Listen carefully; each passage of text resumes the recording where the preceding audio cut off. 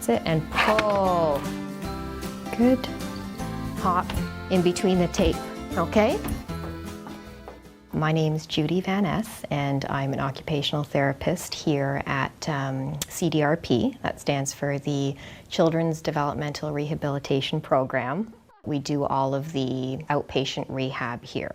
So we see a variety of kids with basically neurological and developmental disabilities. I see children anywhere from 3 years old up to 18. Today I have a client coming in. She's an 11-year-old girl, and she has a diagnosis of Williams syndrome, and that's a genetic disorder. Part of the characteristics are delayed motor skills and perceptual skills, which translates into difficulty with things like dressing and printing.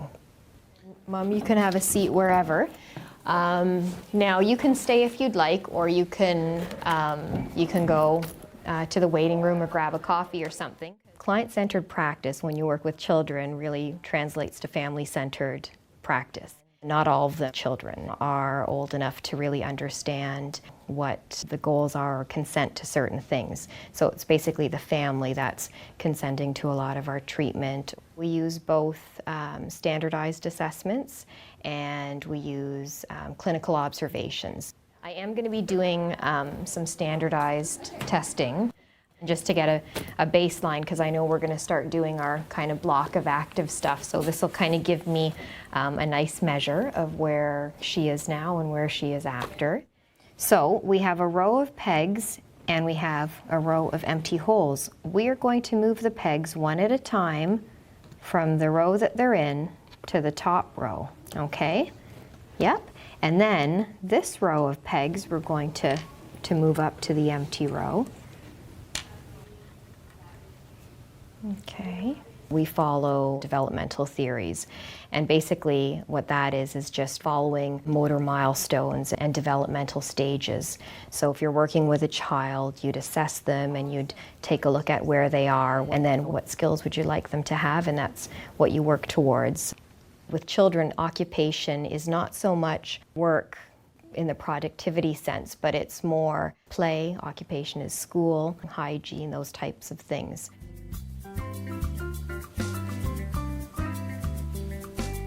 It's a little trickier, isn't it? I think you got it though. Good job. We're part of a teaching hospital here, so we try and follow evidence-based practice.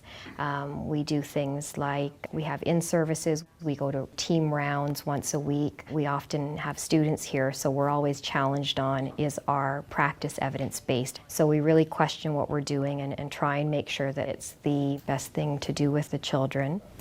Group coordination checklist. Okay, so we can use this for our early hands group and our Cool Cruisers camp. Yeah, and for the participation in activity days. Okay.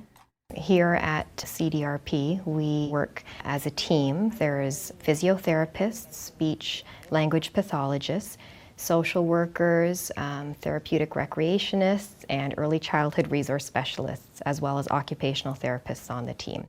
If something is more occupation-based or functional-based, that's my role, whereas if something's more a communicative goal, that's where speech would come in. If there's something more with mobility and strengthening, that would be the physio's role. So we kind of work together that way. There are some challenges to working with children and working with families, and a lot of that has to do with just follow through on what's recommended.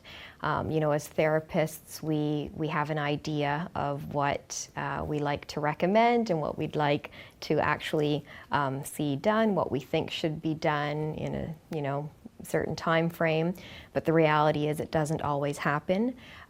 Families often have busy lives or different priorities, and sometimes our recommendations don't always get followed through. And the other thing is, a lot of times, some of our parents are dealing with grief, with their children with their disabilities, or with the idea of what a typical child should be.